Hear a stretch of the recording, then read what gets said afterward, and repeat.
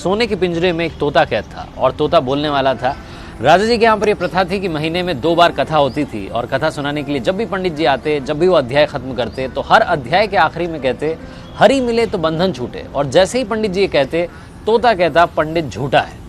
और जैसे ही तोता ये कहता पंडित जी के लिए सिचुएशन अजीब हो जाती, हर बार एम्बैरेसिंग सिचुएशन हो जाती। 2-3 बार तो चल गया, लेकिन पंडित जी को लगा कि तोता मानने वाला नहीं। पंडित जी अपने गुरु के पास गए और गुरु जी को बताया कि वहाँ पर जब राजा के यहाँ पर कथा सुनाता हूँ और कहता हूँ कि हरि मिले तो बंधन छूटे, तो तोता कहता है कि पंडित झूठा है। ये तोता पंडित झूठा है बार बार क्यों कहता है? तो गुरु जी ने कहा कि चलते हैं, चल करके तोते से बात करते हैं। गुरु जी पंडित जी के साथ में तोते के पास पहुंचे और तोते से पूछा कि भैया बात क्या है? तो तोते ने बताया कि गुरु जी एक बार मैं एक ऋषि के आश्रम में पहुंचा, वहाँ पर मंत्रोच्चारण हो रहा था, जो उनके शिष्य थे मंत्र बोल रहे थे। मैंने एक मंत्र सुन लिया और मंत्र याद करके मैंने रिपीट कर दिया।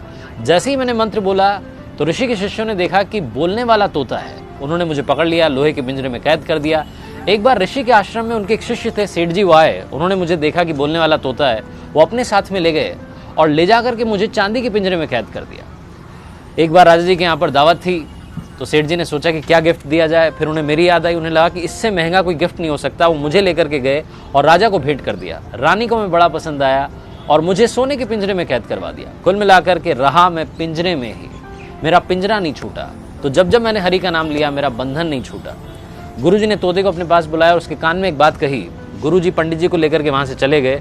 अगली सवेरे जब सुबह हुई तो राजा के सेवकों ने देखा कि पिंजरे में तोता मरा हुआ था, उल्टा पड़ा हुआ था। उन्हें बड़ी चिंता हुई और राजा को बुलाने गए। पिंजरे का गेट खोला और जैसे ही गेट खोला तोता उड़ गया और उड़ते उड़ते बोला गुरु मिले तो बंधन छूटे। इस लाइफ में सही गाइडेंस का होना बहुत ज़रूरी है। आप किससे सलाह ले रहे हैं बहुत ज़रूरी है।